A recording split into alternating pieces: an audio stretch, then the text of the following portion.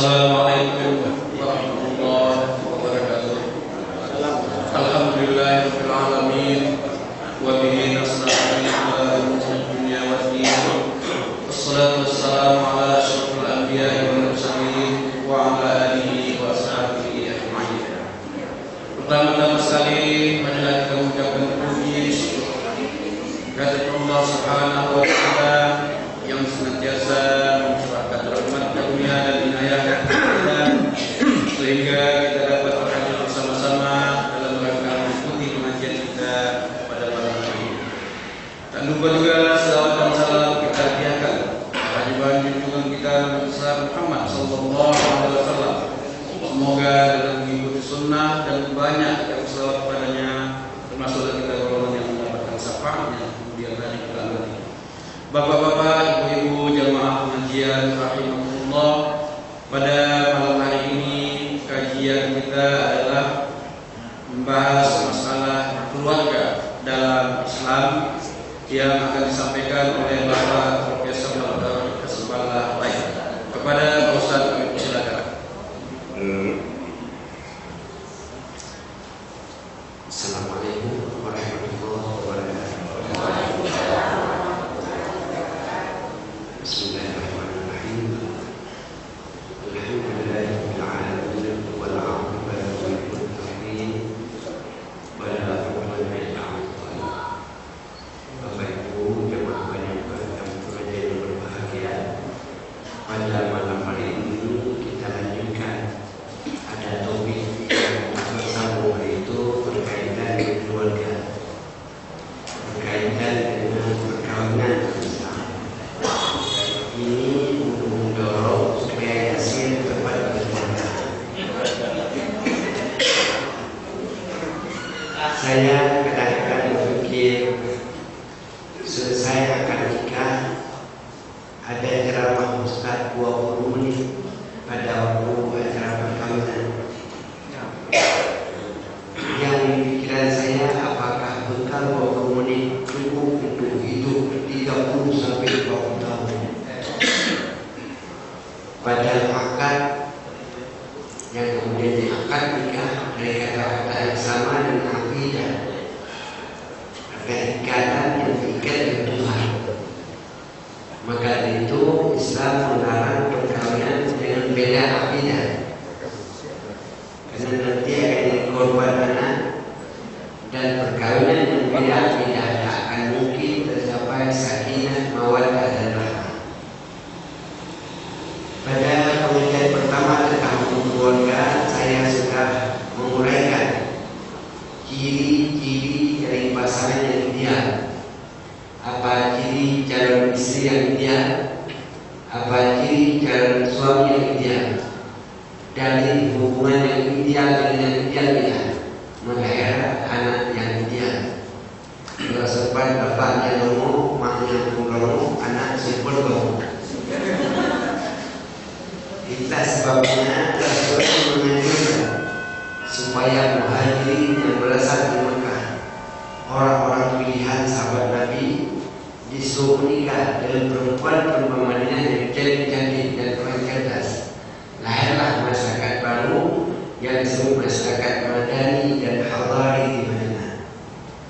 Kalau kita lihat dari segi ilmu kedokteran, berarti perkawinan sama dengan melahirkan gen yang berbeda, mengawinkan gen yang berbeda.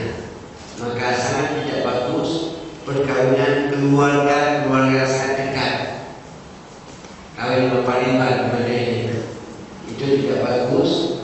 Di samping tidak berkembang gen, kemudian juga bisa memutuskan urusan rahim bila tidak percaya. Namun demikian, Nabi pernah mengawinkan anaknya dengan sepupunya Ali bin Abi Thalib. Ali sepupu Nabi kawin dengan Fatimah. Kok bisa begitu? Ini menunjukkan kebolehan saja. Cobalah Bapak bayangkan Ali bagaimana miskinnya, sampai maharnya pun tak mampu dia bayar. Padahal dalam Al-Quran ayat wajib membayar mahar pada istri. Wa atu sadaqatihinna bayar mahar pada istrimu sebagai suatu kewajiban. Dan Rasul tidak menerima Ali tanpa ada mahar bayar untuk putrinya Fatimah. Kata Ali, ya Rasul, saya tak punya apa-apa. Kamu kan punya pedang, pedang yang kamu gunakan waktu perang. Maka sampai disebut Ali dengan Saifullah, pedang Tuhan. Jual itu, itulah jadi mahar kawin putri. Kemana-mana dijual tak laku, karena tak ada yang membeli. Akhirnya kasihan Utsman bin Affan, ini tak beli, tak jadi kawin kawan ini. Ya. Kalau tak beli, tak jadi kawin. Dibelilah hanya untuk semata-mata ada mas kawin Tuhan. Belilah. Itulah modal di waktu Ali dipanas-panasin orang sebagai lain dengan Utsman. Apa kata kawan-kawan? Ali, ingat, jangan berkelahi, ingat masa dulu. Kalau tidak dibeli pada Utsman, tak bisa kau dengan benar. Inilah yang harus diingat masa-masa indah oleh KPK hubungan Polri dulu. Jadi waktu kita mulai ingat masa lalu, masa-masa indah, maka ambil. Dan mahar itu kewajiban pertama siswa. Belum lagi menikah, bayar dulu. Ini menunjukkan bahwa perkawinan itu bukan melahirkan hak dan kewajiban. Perkawinan melahirkan kewajiban dan hak.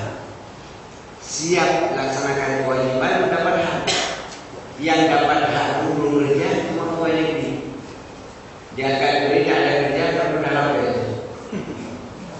Kalau perkawinan tak bisa laksanakan kewajiban, mahar kewajiban. Ada kebiasaan bangsa Arab suka meninggi-ninggikan mahar. Maka di Saudi banyak perempuan yang tak laku, tak mampu bayar. Akhirnya sebahagian negara Arab, supaya jangan banyak gadis tua, diambil darinya, dikembangkan hadis Nabi, aqalluhunna mahran wa aktsaruhunna barakah. Mahar yang sedikit memberikan berkah, cepat terjadi perkawinan. Di Aceh mahal-mahal sampai 100 gram. Di Medan mahal sedikit, walau saya mati kita. Sama juga ya. Kenapa? Beda di mana? Mahar hak istri, hak perempuan yang menikah. Uang hangus, hak ayahnya untuk pesta. Maka sebenarnya berapa mahar anak perempuan itu? Tanya sama dia berapa dia mau. Kalau mau Bang Yasir mungkin beri pun tak apa-apa.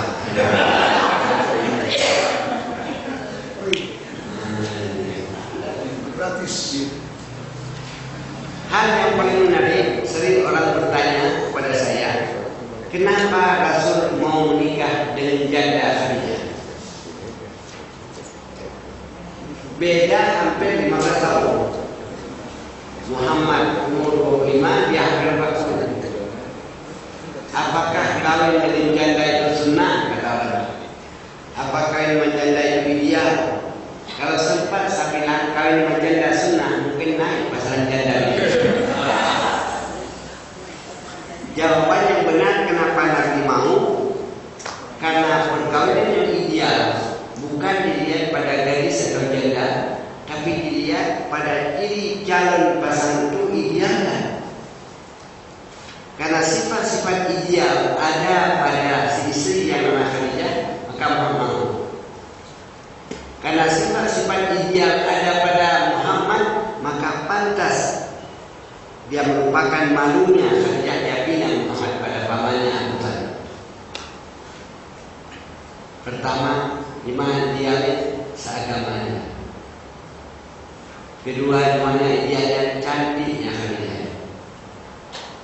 Ketiga, kenapa? Mampu melaksanakan kewajiban. Keempat, kenapa? Sehat jasmani dan rohani. Kelima apa? Dapat melahirkan keturunan. Di Indonesia termasuk paling mudah urusan nikah di kantor tua. Di Malaysia paling payah. Maka sedikitlah terjadi perceraian di Malaysia. Kenapa payah sana?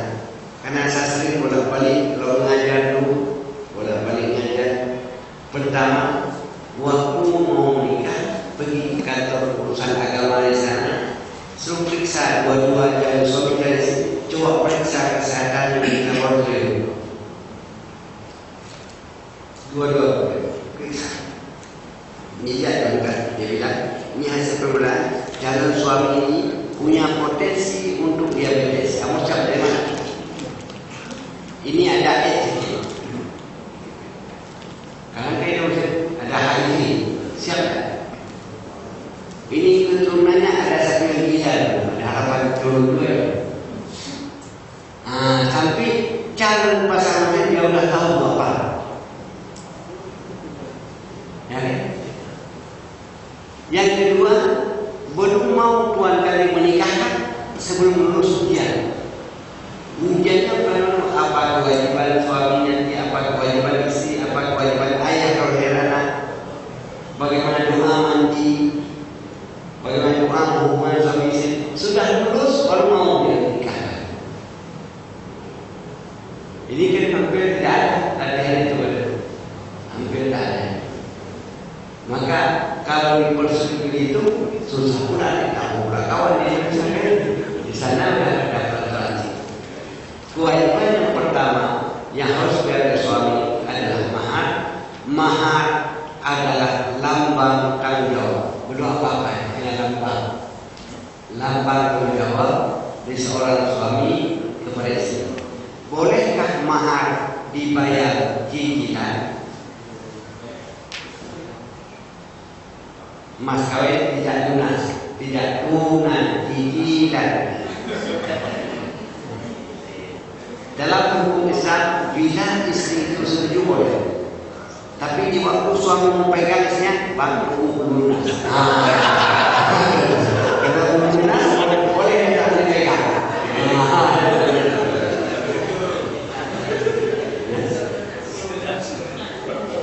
Dan mahar perempuan itu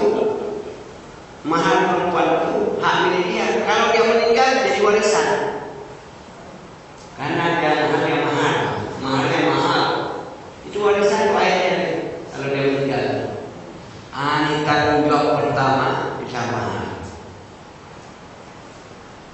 Baru tanggung jawab yang kedua memberikan nafkah.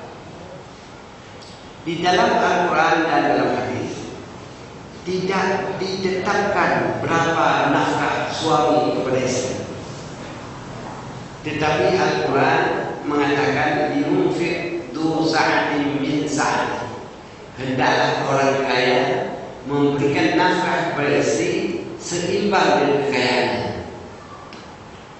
Makin kaya makin tinggi nafkah. Kalau dia masih miskin berkurang nafkah. Tidak sekarang 1 bulan 5 juta berlebihan, nanti naik bonusnya. Dapat bonus tinggi dapat naik.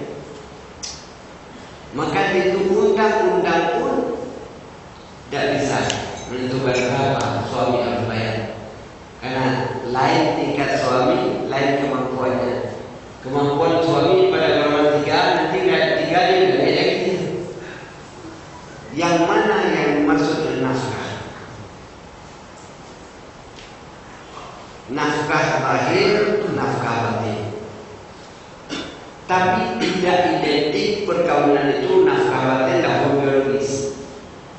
Maka tak bisa dikatakan perkawinan adalah hubungan biologis. Karena ada nenek-nenek dan kakek di rumah jompo kawin tak perlu lagi minum. Ya kan? Dia perlu kawan jaga, kawan gigi-gigi dia mau. Tidak bisa lagi biologis. Maka istilah perkawinan adalah ikatan lahir batin.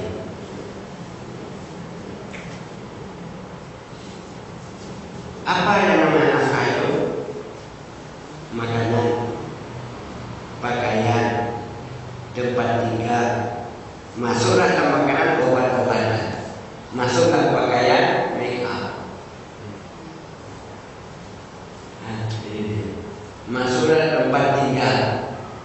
Cuma Rasul mengatakan suami wajib berlaku adil pada istrinya. Orang yang baru satu pun tidak adil dalam dua. Apa pengertian adil pada istri? Berilah makanan pada istrimu senilai yang kau makan, berikan pakaian pada istrimu senilai yang kau pakai, berikan kendaraan apa yang kau kendaraan. Sekarang suamiku lebih baik karena pakaian istri lebih mahal pakaian suami. Jadi kami kalau baik-baik semua pakaian istri saya 3 lapis, saya cuma 1 lapis. Lupa. Jadi sekarang banyak suami baik-baik memberikan nafkah. Tapi nafkah yang paling berat bukan pada nafkah lahir ini, nafkah batin yang bentuk berlaku adil terhadap istri. Saya sering bilang pada pengantin, dengan terjadinya akad-nikah berpindah hak kepemilikan dari milik ayah menjadi milik menantu. Ya kan? Nangis kita waktu kita nikahkan putri kita, udah habis modal menyekolahkan dia 20 tahun, kasih dibayar cuma 5 gram. Maka bagusnya, wahai menantuku, memang putriku menjadi milikmu, tapi ingat, jangan berikan kesempatan kepada istrimu untuk durhaka pada aku berbuatnya. Itu yang diingatkan. Maka tidak layak kalau dipertanyakan mana lebih utama istrinya dengan ayahnya atau mana, itu tidak batas. Tapi ini diperlukan keadilan di suami. Ada orang bertanya, ini dikerjakan di ayah, mak, dan menantu, bapak, ibu, satu lagi istri dikerja, dapat perahu cuma 2 aja, siapa mau bawa ke dalam? Kata istri, aku aja, mak pun kemudian mereka udah meninggal. Itu coba orang ajar, rasanya pada menantu itu tidak tahu. Nah, jadi tidak boleh dipertanyakan itu. Kenapa hidup ini tidak boleh berbuat pada hukum? Pada hukum betul maaf keluar, tapi ini kan kewajiban. Maka dikenakan agama ada beberapa tempat boleh kita berbohong. Selama ini ibu tahu bohong haram, betul kan? Kadang-kadang seorang istri, suami wajib bohong dia. Kalau dia istri 2 orang, kalau tidak perlu bohong, mulai kawan dulu. Kemana aja dia pergi ke nomor 1, sampai nomor 1, datang nomor 9, cerita dulu. Kedua, boleh berbohong untuk mendamaikan 2 orang lain. Ini yang paling pandai ini laki. Kalau tak pandai laki bohong, tak jadi kawin karena beda suku lain ada. Maksudnya perceraian. Yang ketiga, Rasul al-harbu khid'ah, perang adalah penipuan. Kalau kamu tak pandai menipu, jadi berperang. Kalau sempat judul gelis kemudian tanam senjata habis kan? Maka kita ada bohong pada keluarga untuk mendamaikan keluarga. Itu wajib. Keadilan banyak sekali. Sampai keadilan pada anak. Mana mampu kita aja macam-macam. Sampai seorang istri datang kepada Rasul mengatakan, ya Rasul, suamiku curang. Kenapa Rasul? Ada 1 anak saya kali dia milik emaknya. 1 anak benci kali karena milik tetangga. Bapak pada kalau pas anak bapak milik bapak sebelah rumah. Ini ada saham dan kawan ini. Padahal bukan apa-apa, cuma karena benci kali mau amat milik mana. Ini bagaimana kata Rasul, dia curang. Ini anaknya yang milik emaknya dikasih tambahan jajan. Yang lain ada. Kalau tak dijajan anak lain ditambah.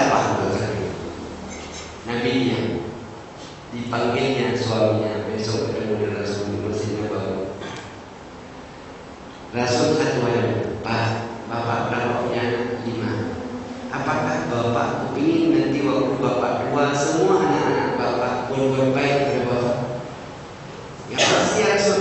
Kalau begitu berlakulah adil pada anak-anak bapak. Nanti kalau bapak tidak adil, jalan di akhirat bengkok bahu bapak sebelah. Jadi mudah kali bu, biar suami takut jalan bengkok sebelah. Kecuali ibu maafkan. Kan ibu tak pilih pasangan di sikap bengkok gitu. Ibu maafkan jangan memberikan ya. Rasul tidak mau hukum, mau nggak? Ini yang paling berarti pada apa? Ada satu hadis sahih sekali diriwayatkan Imam Muslim. Ini kalau salah jawab berkelahi di dalam Islam. Karena kata Rasul yang paling banyak akan neraka di perempuan. Padahal jamaah pengajian pun sekarang banyak perempuan. Di mana-mana jamaah pengajian banyak perempuan. Tapi Rasul mengatakan yang paling banyak akan neraka perempuan. Selama ini itu saya bilang sih karena ibu belum datang. Timbul pertanyaan, apa betul? Betul. Apa alasannya? Boleh jadi karena memang di mana-mana perempuan banyak di dunia. Indonesia ya lebih banyak perempuan. Waktu perang Irak Kuwait itu sudah hampir 60% perempuan di Kuwait perempuan. Kenapa banyak mati selama perang? Akhirnya saya resah. Keluarlah edaran Menteri Dalam Negeri Kuwait, siapa saja kawin menjadi Kuwait dijam hidupnya oleh pemerintah. Untuk edaran itu tidak sampai ke film-film. Kalau sempat kembali, ya saya langsung berangkat. Karena dijamin mati. Ini berarti apa? Memang keresahan kalau tidak ada kesimbangan. Kalau banyak laki-laki istri perempuan, maharnya naik. Kalau banyak perempuan, inflasi mahal. Maka saya sering katakan pada dokter kebidanan musuh, kalian dokter kebidanan hanya pandai menyentuh anak orang. Kami itu coba kasih anak pada perempuan yang tidak sungguh membunuh. Biaya bayinya kebetulan saja baru berhasil sekitar 30%. Ya. Yang baru berhasil dokter kebidanan apa? Nyetok bayaran, stop bayaran. Maka sekarang Eropa Barat takut sekali. Kenapa? Orang Arab yang datang ke Eropa beranak banyak. Mereka tak beranak. Apa di Jerman kita lihat penuh orang Islam banyak, di Perancis itu juga, di Inggris sama lagi. Maka timbullah saya di internet ungkapan pantas dia ingin mematikan daerah-daerah mayoritas Muslim yang banyak orang Islam lewat makanan diimpor, buah-buahan diekspor, mereka kita makan yang ada unsur kesengajaan, apel, segala macam makanan. Karena mereka takut. Di mana-mana orang Islam terus berkembang. Apabila ada peperangan, orang Islam Arab lari ke perang di Eropa, di Eropa. Maka beruntunglah dia. Sekiranya tidak ada perang gam dia, tidak ada menyanyi dia. Datang orang Aceh langsung terjadi 2 lebih ya. Jadi jangan kita lihat peperangan semua negatif. Kalau tidak perang Syiah dan Sunni dulu tidak cepat sampai Islam kalah. Itu karena peperangan. Mereka yang kalah perang melarikan diri, berkembang Islam di mana-mana. Jadi tidak samanya. Kalau tidak perang di negara-negara Arab tidak berkembang ke daerah lain. Bukan saya berpindah orang, ilmuwan berpindah. Ilmuwan yang cerdas takut dia mati menegeri lain, mereka sama. Jadi kewajiban yang pertama yasir suami apa? Kewajiban membayar mahar. Yang kedua kewajiban memberikan nafkah. Ketiga kewajiban berlaku adil. Yang keempat perlindungan. Ar-rijalu qawwamuna 'ala nisa. Terjemahannya laki-laki memimpin perempuan. Tafsirannya bukan suami memimpin terhadap istri. Kalau tafsirnya itu ar-rijalu qawwamuna 'alan nisa, bukan artinya laki-laki memimpin perempuan. Nanti pengaruhnya tak boleh kita angkat kepada bagian perempuan. Di PDP 4 ada kepada bagian perempuan, anak buahnya laki-laki. Artinya ar-rijal, suami memimpin istri. Tapi tantangan bisa goyang rumah tangga apabila yang dipimpin lebih hebat daripada yang memimpin. Contohnya istrinya jamak, suaminya lurah. Tiap hari Pak Lurah hormat sama lawannya apa yang pikir soal tunggu nanti di rumah. Itu bahaya. Selalu dalam rumah tangga itu ribut kalau status si yang dipimpin lebih besar dari pemimpin. Betul? Apakah status pendidikan, apa status penghasilan, status sosial, istri lebih tinggi, itu berkurang oleh kepemimpinan. Itu yang paling berbahaya. Dalam teori psikologi menjual. Dan itu yang terjadi sekarang. Timbul pertanyaan, suami keputusan hubungan kerja, istri dipangkat, tak mampu bayar nafkah. Timbul pertanyaan, bolehkah istri membayar zakat pada suaminya? Kalau saya bilang boleh, pasti ya saya cari yang banyak zakat sebenarnya. Bolehkah suami istri yang kaya membayar zakat kepada suami yang miskin? Jangan. Boleh. Kalau di dalam hukum fikih Islam boleh. Tapi kalau dalam Undang-Undang Nomor 1/2004 tak boleh. Karena walaupun didapat banyak oleh suami istri, itu harta bersama atau belum. Karena undang-undang kita mengakui harta bersama ya. Harta suami itu harta istri, harta suami kan?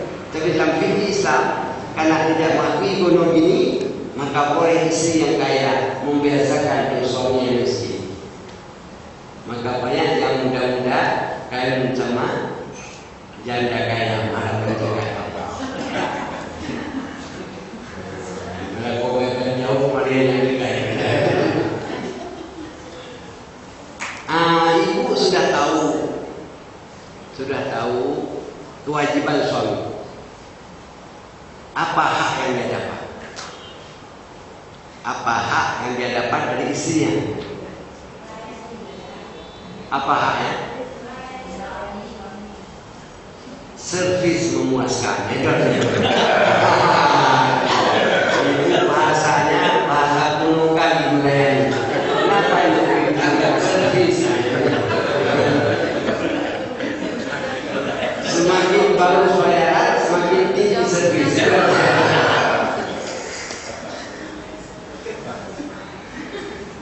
Ada mahasiswa saya Pak Nangkal kali, dia buat penelitian. Rupanya rata-rata laki-laki itu kawin lagi setelah di atas 40 tahun. Di atas 40 tahun itu baru tambah wadam buah, baru buka cabang badan. Ini hati-hati bukan suami 40 tahun. Kenapa? Kenapa? Ini hasil penelitian. Kenapa? Rupanya 40 tahun sudah lektor kepala berdosa. Dalam penghasilan sudah bagus dan ibu dan ibu buka ekonominya dia. Kemudian istri asal urus sana kurang urus dia, maka adalah orang yang datang mengurusnya. Itu banyak itu penelitian tunggu masalah. Apa pelayanan? Ibu saya ulang yang ibu menyebut pada perkawinan ini bulan Februari, bulan kawin keluarga PDIP. Saya ceritakan, pernah sekali Aisyah bertanya kepada Rasulullah, ya Rasul, ada tak perempuan lain yang duluan masuk surga dari saya? Saya kira pantas saya bertanya dari istri Nabi. Kalau ada perempuan lain, apa aku sering berarti? Ada tak perempuan lain yang duluan masuk surga dari Rasul? Rasul senyum bilang, sementara ada. Tapi kita terus berdoa biar Allah merubah takdir supaya nanti kamu berubah. Jawaban Nabi ini menunjukkan takdir bisa berubah. Kenapa bisa berubah? Allah yang berubah. Dia berusaha dan doa bisa berubah takdir. Hanya ada mati, tapi karena rajinnya berubah takdir. Baik, kata Aisyah, saya mau lihat siapa perempuan itu, apa lebih dari saya. Memperkenalkan rumahnya, Rasul datangnya. Terkejut yang punya rumah karena yang datang istri Nabi. Dia terima dialog yang panjang, semua pertanyaan dari Aisyah dijawab oleh yang punya rumah. Akhirnya dia tanya, Bu, kata Aisyah, berapa lama yang dia menikah? 30 tahun. Kenapa banyak pertanyaan Aisyah? Karena Aisyah belum tahu di mana lagi perempuan itu sampai dia memandang dia dua masuk surga. Boleh tidak saya tahu bagaimana hubungan ibu dan suami selama 30 tahun? Jawab dia, maaf Bu, ini yang satu ini saya tidak bisa jawab sampai dapat izin dari suami saya.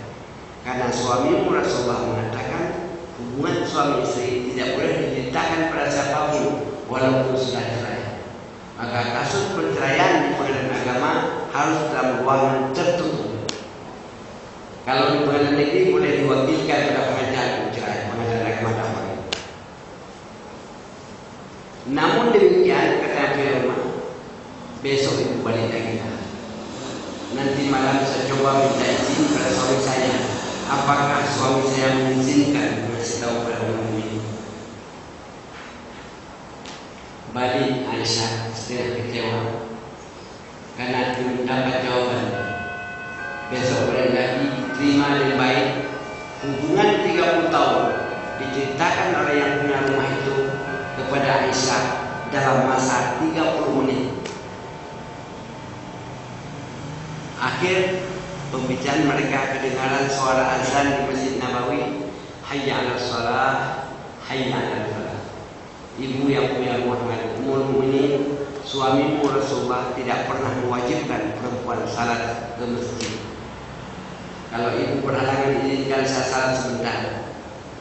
Ummul Mukminin sedang menstruasi, dia dulu ibu yang punya rumah masuk salat. Sudah setengah jam ditunggu oleh yang punya oleh Ummul Mukminin, tak keluar lagi. Sampai Ummul Mukminin berpikir, salat apa ada makan? Tak ada salat sunat siapa salat. Tahu-tahu setelah setengah jam ibu itu keluar dari kamarnya, pakaian tidak jadi, mukanya sudah berbedah, di tangannya ada segelas air diletakkan di meja yang kosong, hanya ada 2 tempat duduk. Aisyah bertanya, oh cantik kan sore ini? Yang punya rumah menjawab, tidak sore ini, tiap sore begini, karena sebentar lagi Bang Yasir pulang kerja.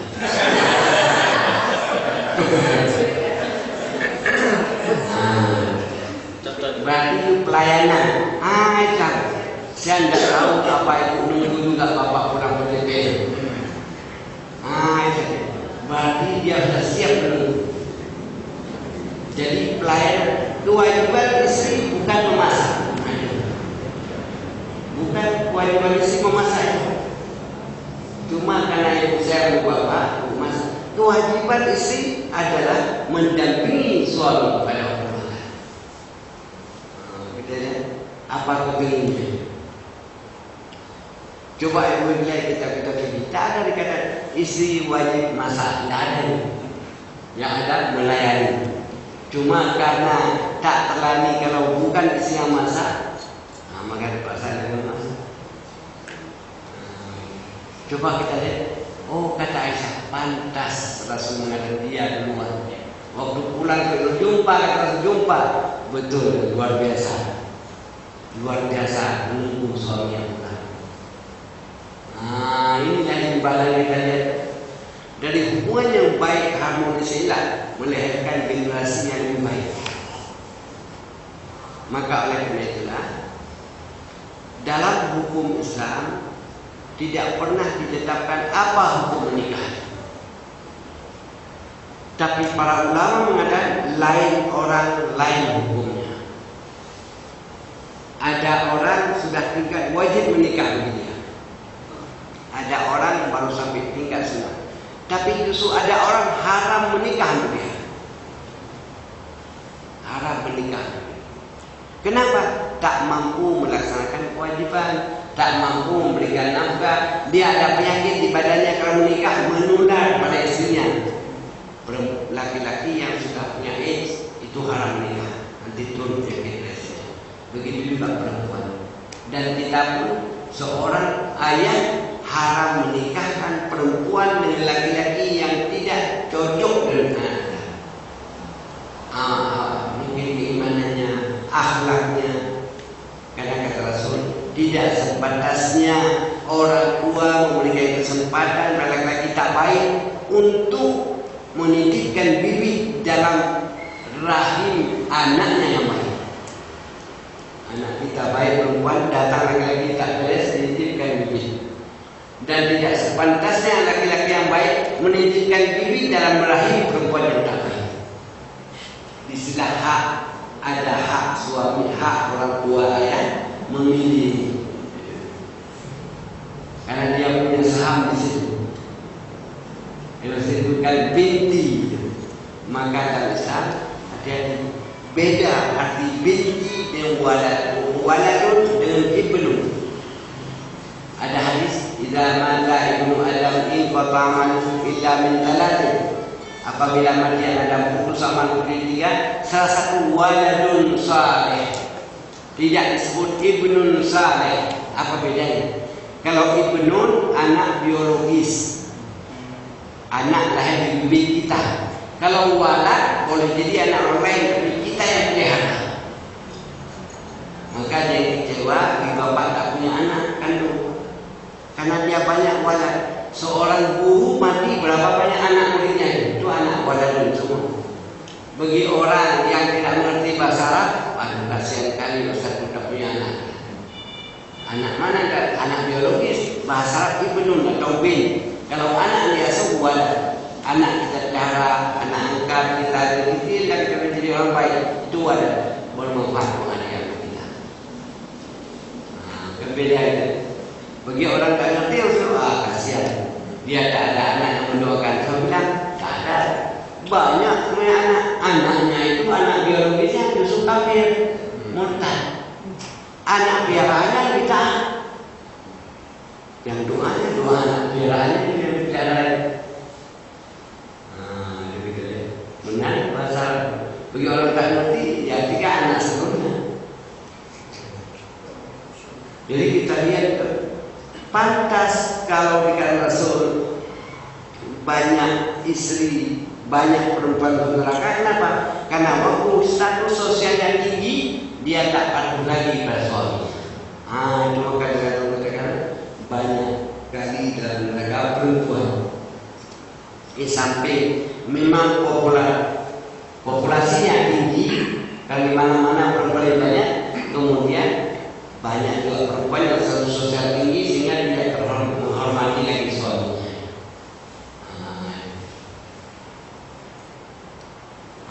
Jadi suatu rumah tangga itu harmonis apabila seimbang antara hak dan kewajiban. Apabila tak seimbang, itu mulai sumber ributnya. Di waktu ribut, bagusnya jangan diselesaikan oleh orang-orang yang tidak amanah. Nanti jadi kalau ada anak-anak gadis perempuan masih muda minta sudah menikah jangan sampai cerai. Kenapa? Karena Rasul mengatakan siapa yang mempermudah perceraian orang lain, maka Allah akan mempermudah perceraian dia di sini. Jadi harus diusahakan jangan sampai terjadi. Tapi waktu saya masih hakim tinggi di Pengadilan Tinggi Agama saudara, datang pengacara berkelahi masuk istrinya. Saya jadi tidak usahlah bapak cerai, nanti goyang aras. Tidak apa-apa, biar aras yang goyang ke rumah pun tiap hari goyang terus. Macam mana mau kita jawab? Di rumah saya goyang terus berkelahi terus. Jadi juga maka undang-undang perkawinan pun mempersulit terjadinya perceraian. Dari lahir kewajiban hak, tapi untuk pas sekali tidak ada. Untuk pas sekali tidak ada. Maka oleh karena itulah harus saling memaafkan atas kekurangan. Waktu Rasul sudah tua, kira-kira mulai 2 minggu lagi Rasul sudah mau meninggal, dia sudah sakit luar. Aisyah sudah tahu ini Rasul tidak lama lagi meninggal. Asal tidur Aisyah kebayang ini Rasul tidak lama. Diambillah tangan Rasulullah, ditaruh di dadanya. Ya Rasul, maafkan aku ya, entah siapa yang besok tidak bangun lagi. Itu kan dia sakit kawan. Jadi waktu pengajian di Usul, saya bilang, ibu-ibu dan bapakku, Aisyah waktu tidur malam-malam, waktu suami dan doa, taruh di tangannya di sini. Supaya ada seorang ibu dipraktekkan sama suami malam-malam. Besok jumpa suami selesai. Gara-gara dia ngaji semua sakit di malam semalam tentu aku udah bisa tidur. Buat kami aja. Apa dia bilang? Dia bilang Rasul tangannya pada pendidik kali situ. Sekali dia Rasul langsung jatuh. Bang, tamam, raja pada bang. Semalam tentu aku udah bisa tidur. Jangan ibu praktek itu mati saya malah. Jadi memang salah satu tanda-tanda orang yang meninggal buang tangannya. Jadi kalau ada suami ibu jahat yang kedua ini,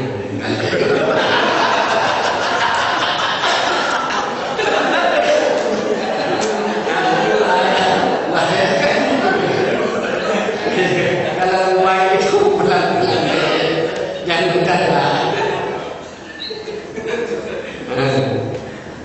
Ada beberapa imam yang tidak menikah. Ya. Imam Zamakhsyari, ulama Rasyid tak menikah.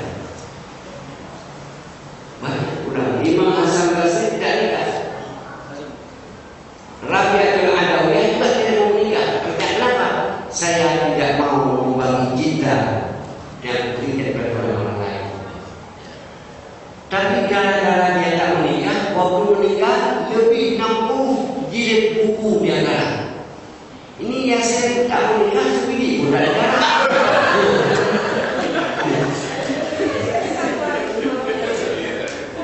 Karyanya banyak, kenapa tidak ada mengganang? Kita nulis buku dan terkenal. Jadi banyak ulama-ulama tidak menikah, mampu dia menjaga dirinya. Maka bagi laki-laki yang mampu menikah, tak mampu menjaga dirinya, itulah yang wajib. Kita yang aman Yasir masih mampu menjaga diri. Maka dia rajinkan dulu azan dia. Kalau imam belum sah, belum berkahwin. Ini sudah setengah jam lagi komentar. Tinggal ibu komentar. Kalau bapak sudah sering, sampai silakan.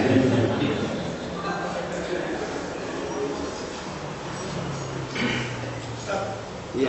Ustaz.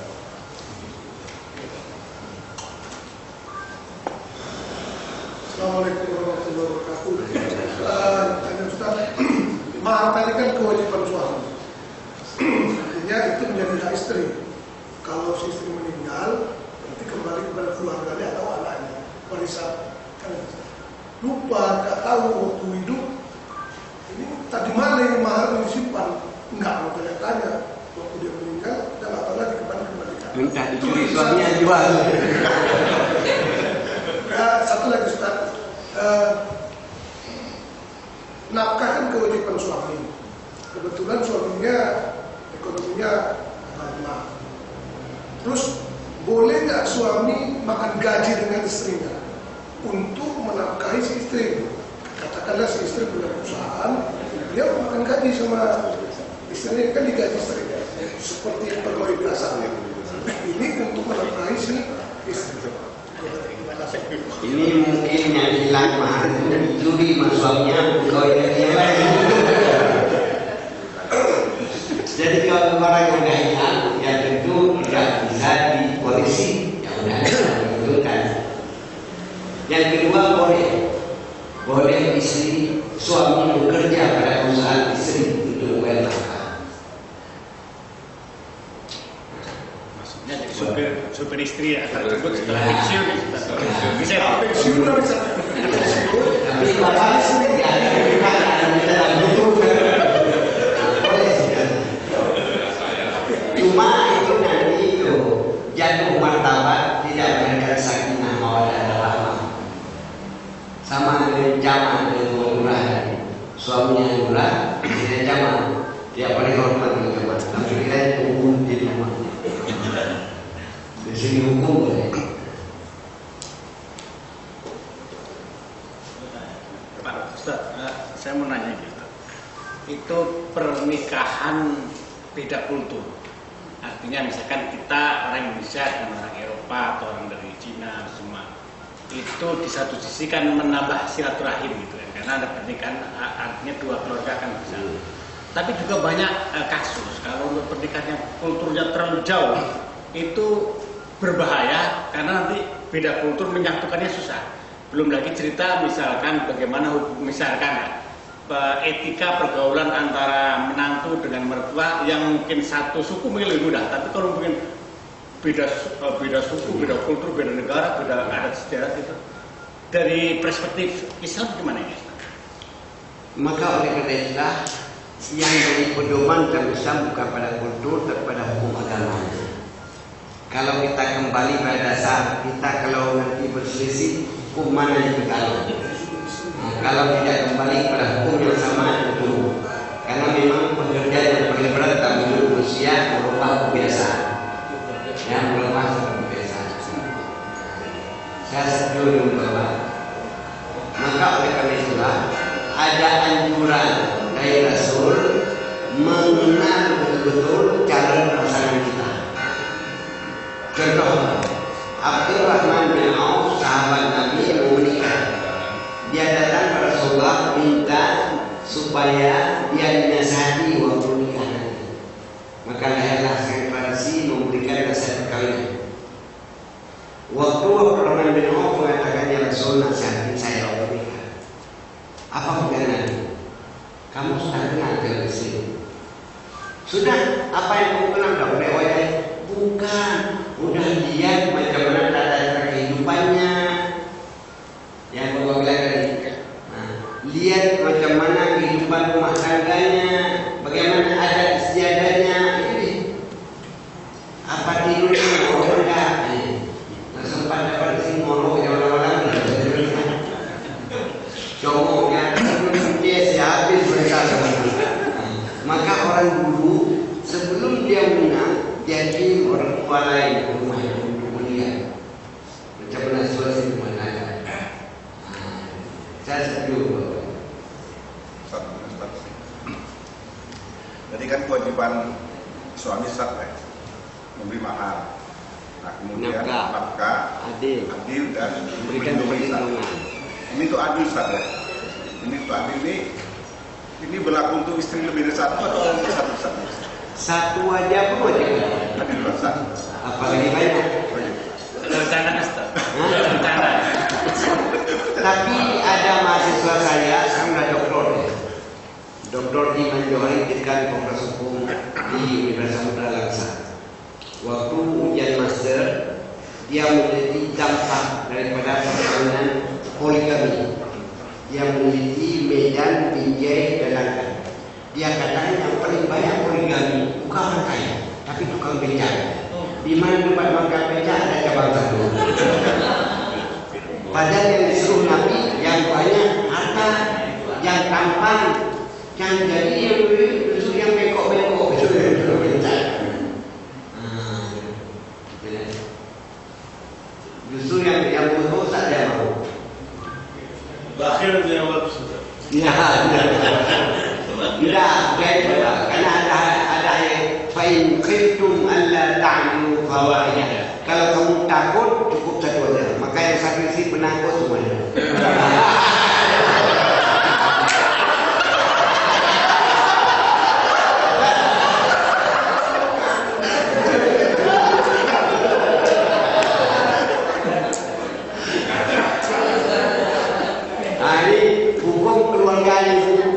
Lama 5 kali kata ungkap habis karena lahir pada kewajiban pada anak ini bagaimana udah meninggal di zaman karena dikatakan perceraian mati sasa bercerai tapi kan sedih kalau dia bilang bukan suami almarhumah udah meninggal dia udah berkali orang lain kayaknya dia bermasalahnya luas sekali masalah. Kenapa? Hukum yang paling lengkap diajarkan oleh Al-Quran. Pertama hukum perkawinan, kedua hukum kewarisan. Paling lengkap. Paling lengkap. Silakan. Mengenai perjanjian pranikah, apakah boleh dalam Islam? Itu pertama. Yang kedua, apakah boleh kita berwasiat untuk ini harta nikah? Kira-kira kita berwasiat gitu. Wasiat untuk siapa? Ya untuk anak misalnya. Ya. Dalam Islam tidak ada perintah membuat perjanjian sebelum perkawinan dan tidak ada larangan. Jadi yang terjadi sekarang itu meniru apa yang terjadi pada perdata. Namun perlu diingat semua perjanjian yang bertentangan dengan undang-undang itu tak sah. Saya berikan contoh. Ada satu laki-laki kaya, dia kawin dengan seorang janda. Si janda itu buat perjanjian, saya tidak menuntut apa-apa kecuali hanya nafkah bulanan. Ini bertentangan undang-undang nomor 94. Nanti kalau mati bapak ini dia dapat warisan, walaupun dia buat tidak sah perjanjian bertentangan dengan undang-undang yang besar. Yang kedua, wasiat terhadap ahli waris tidak sah. Karena hak ahli waris tidak ada warisan kecuali disetujui oleh ahli waris yang lain. Itu urusan. Saya tidak boleh berwasiat kepada anak kalau saya mati untuk kamu kecuali ahli waris yang setuju boleh. Tapi kalau satu yang tidak setuju batal. Lebih bagus daripada bapak wasiat, bapak hibah aja sebelum meninggal, bagi aja sebelum meninggal. Cuma kalau sudah dibagi bukan hak miliknya, sudah berpindah pemilikan milik anak. Ada kasus seorang bapak sakit parah rumah sakit. Dia banyak anak perempuan, sedikit anak laki-laki. Kasihan anak perempuan dibagi rata semua. Anak pagi. Tahu-tahu setelah dibagi semua harta dia ada lagi. Yang meninggal istrinya, dia tak meninggal. Istrinya yang sehat meninggal, dia tak meninggal. Karena anak sudah dapat bagian, tak ada yang bapaknya. Palak bapaknya dipanggil semuanya. Mari, aku nak kawin lagi. Balikan semua. Yang beruntungnya sudah habis. Maka kesannya bila ada hibah rumah cepat habis.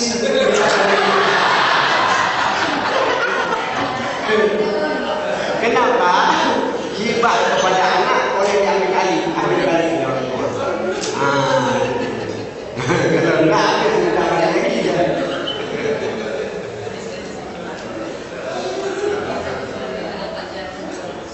Ini banyak bahasa perkumpulan wasiat, hibah, hadiah. Itu pembahasan luas sekali. Ibu-ibu. Ya, silakan. Nabi Muhammad kan dirinya banyak latar poligami lagi. Benar nggak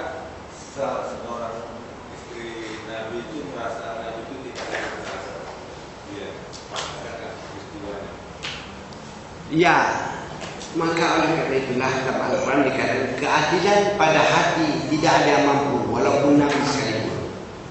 Yang dituntut pada suami keadilan pada lahir, pada pemberian. Keadilan pada hati Allah, wahai Muhammad, kamu tidak akan mampu berlaku adil kapanpun dari sini. Karena Aisyah disayangnya. Bukti Nabi tak mampu berlaku adil apa? Sebelum dia meninggal dia berdoa, Allahumma ya Allah, hada qasami wa la tuakhidni bima la adri. Ya Allah, inilah kemampuanku terhadap istriku, tapi jangan kau siksa aku apa yang tak aku mampu tapi kau mampu, karena hatiku disayang pada Aisyah. Hati dari pemberian tetap sama, pemberian lahir sama, maka keadilan di hati tidak ada. Hati boleh gadil, hati boleh gadil tapi ya pasti banyak kusuk dia yang disayangnya.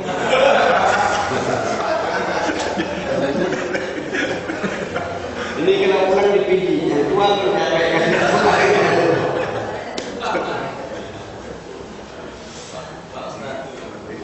Ya saya tak berani bertanya. Ustaz, saya ingin Ustaz, Ya. nanya juga Ustaz. Ya. Ini di antara istri-istri Rasulullah, para ulama hanya memberi gelar Ummul Mukminin itu kepada Aisyah. Apa pertimbangannya, Ustaz? Pertama, yang paling banyak meriwayatkan hadis Aisyah, yang banyak ikut dalam peperangan Aisyah. Sedangkan Khadijah itu belum belum Nabi lagi berkembang dan meninggal dunia.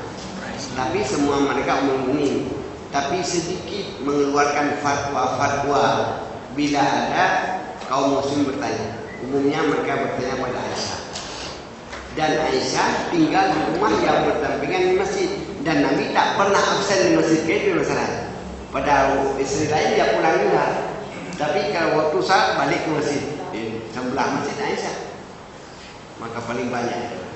Tetapi biar lupa tahu, Syiah mazhab yang tidak menerima hadis yang diriwayatkan oleh Aisyah radhiyallahu anha. Ya, dia tak menerima hadis. Berarti kan tak adil juga itu. Padahal dia yang paling banyak meriwayatkan hadis. Tapi Sunni dia tetap semua menggunakan asal berasal Rasul sah kita akan terima. Apa lagi sih? Ini Ustaz, saya teringat yang Ustaz bilang awal tadi tentang Rasulullah Khadijah itu Ustaz. Bukunya saya lupa judulnya, tapi Muhammad True Love Story Khadijah gitu Ustaz.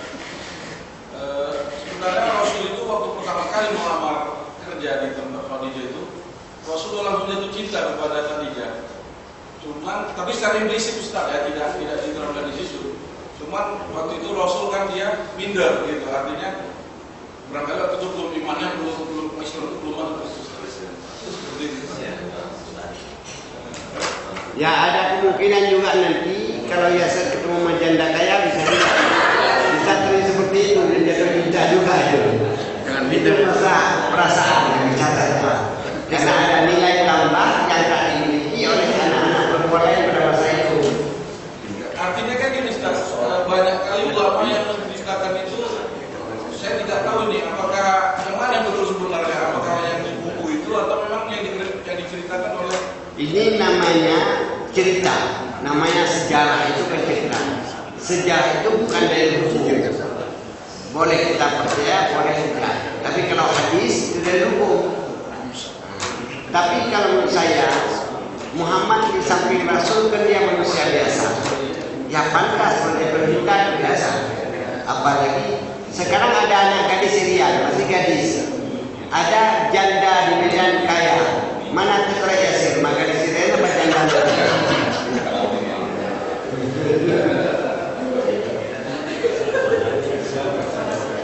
Baik, baik kita lanjutkan. Kita akan berdoa. A'udzubillahi minasyaitonir rajim. Bismillahirrahmanirrahim. Alhamdulillahirabbil alamin. Hamdan ni'amahu wa yukafi mazidah. Ya Rabbana lakal hamdu kama yanbaghi li jalali wajhikal karim wa 'azimi sultanik. Allahumma 'allimna ma lam na'lam waj'alna min 'ibadikal 'amilin al-mukhlisin. Rabbana taqabbal minna innaka antas samiul 'alim wa tub 'alaina innaka antat tawwabur rahim. Rabbana atina fid dunya hasanah wa fil akhirati hasanah wa qina adzabannar. Walhamdulillahi rabbil alamin. Assalamualaikum warahmatullahi wabarakatuh. Demikianlah tadi pengajian kita telah sampaikan oleh Bapak Profesor Sekolah Taib yang membahas masalah keluarga dan Islam. Mudah-mudahan apa yang disampaikan tersebut dapat menjadi pengetahuan kita sekaligus menambah keimanan dan ketakwaan kita kepada Allah Subhanahu wa taala. Kepada Pak Ustaz kami ucapkan terima kasih. Pengajian kita tutup mengucapkan alhamdulillahirabbil. Assalamualaikum warahmatullahi wabarakatuh.